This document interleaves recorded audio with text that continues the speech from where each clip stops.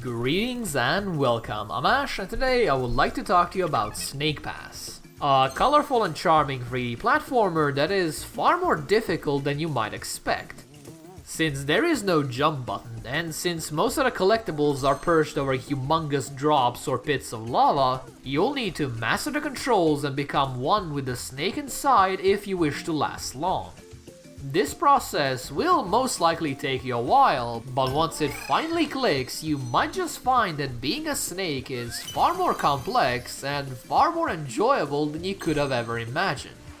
So if you're wondering whether Snake Pass is the type of platformer you might enjoy, and whether its gameplay mechanics are more than a simple gimmick, allow me to share my thoughts on what I've experienced from my journey to collect every single deviously hidden coin.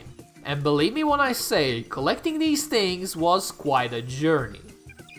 The very first loading screen I encountered gave me a simple tip: think like a snake. Back then, I paid that advice no heed, because after all, I've spent the entirety of my childhood puzzling and platforming through all sorts of games. So what could Snake Pass really do to me? However, after dying well over 50 times on the first optional challenge, I realized that my patented just brute force it method might not be bringing me much success in Snake Pass. This is due to the simple fact that Snake Pass does not control like your run-of-the-mill 3D platformer. Instead of constantly jumping around and stomping on enemies with your butt, you play as an adorable little snake called Noodle, with all of the advantages and disadvantages that form brings. You can slither alongside walls, extend your body in order to reach faraway places, coil around bamboo in order to easily climb large surfaces, and also slide straight into a bottomless pit because getting used to realistic snaking around takes a bit of time. Thankfully, the entire learning process is natural and you're not going to be struggling against the controls, which is quite an impressive achievement when you consider how much depth there is to the movement. I've tried playing Snake Pass with both a gamepad and a mouse and keyboard combo, and I'm very glad to say that both options are perfectly fine. It might even come as a bit of a surprise to hear that I ended up going with a mouse and keyboard as my preferred control scheme for a 3D platformer. That said, there is one very annoying bug with the controls. Your hummingbird friend Doodle often takes way too long to respond to your commands, which wouldn't be such a problem if he wasn't assigned to the endlessly useful "Oh god, I'm going to die, help me" button. While Snake Pass does get deliciously tricky later on, the very beginning offers a nearly perfect introduction to the controls. As long as you don't try to go for the hardcore optional challenges that will gladly throw you straight off a cliff, over and over again. You'll mostly spend the first few levels in relative safety, learning how to effectively navigate obstacles, and slowly realizing that being as fast as possible is a surefire way to die given how hard it is to keep track of every part of your snake. These tutorial levels are all nice and simple, but also sprinkled with enough hidden collectibles to slowly push you towards learning harder and more complex tricks. Once you get to the second world, however, I sure hope you manage to learn all of the mechanics because playtime is over.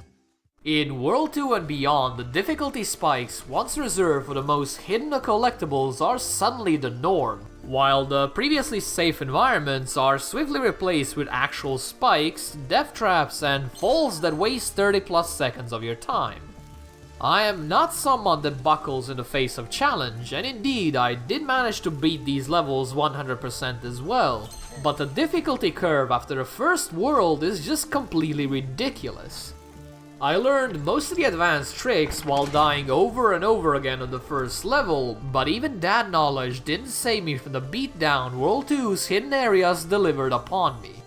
I eventually adjusted and managed to complete the levels just fine, but it would have been nice if the difficulty curve was just a bit smoother while I was still learning how to walk, or well, rather slither. World 2 doesn't bring with it just an increase in difficulty, it also marks the beginning of much more open-ended levels and even better secrets. There are plenty of simple little puzzles to solve, bottomless pits to dangle over as you try to collect coins, And even massive pools of lava you will need to bypass by crawling across 2 pieces of bamboo tied with a bit of string.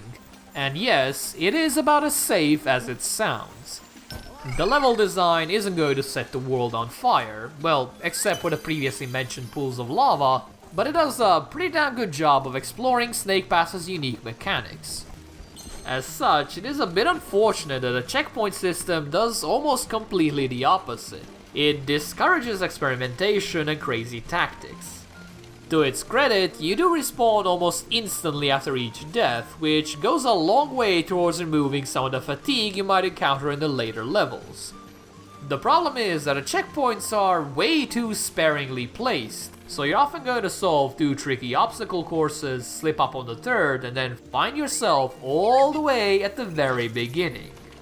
It is needlessly frustrating, and for some of the more tricky areas, it occasionally even made me rage quit the level because I simply couldn't force myself to redo half of it just over and over again. On the positive side, this is an issue that can be fixed rather easily, so hopefully the developers will do just that.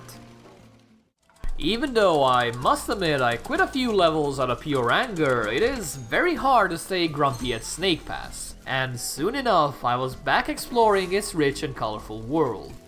If you've taken even a single glance at any of the images so far, this won't come as much of a surprise, but Snake Pass really is a beautiful game. All of the levels have a plethora of little details and personality about them, and this even includes the fire world, which is actually my favorite. But what might be Snake Pass's biggest achievement is the simple fact that it managed to make a snake completely adorable. Add to this a relaxing and upbeat soundtrack that greatly reminds me of the collectathons of old, and you've got yourself a platformer that is simply oozing with charm. I just wish the camera would actually let me see all of that instead of lodging itself firmly into the nearby wall. Mind you, this isn't a constant problem that detracts from the otherwise lovely ambience, but every time you enter an enclosed area, you're going to be in for quite a ride. In these sort of scenarios, you will not only have to move around like a snake, but also grapple with the camera at the same time, which, unless you have a 3rd hand, is not going to be the easiest of feats. The camera really isn't something that will ruin your experience with Snake Pass, but it is definitely aggravating enough to deserve this mini rant.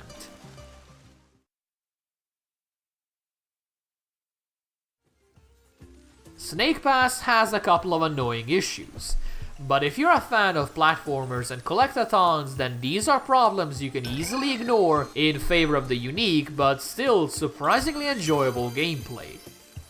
The world is brimming with colors, the controls are solid, and the gameplay mostly manages to remain relaxing while still challenging enough to really make you work for your collectibles.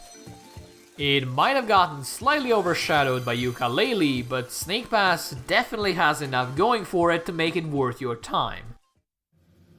Thank you guys for watching, and if you enjoyed this, or even if you didn't, please do let me know. And with that said, I hope you have a nice day, and I'll see you soon. See ya!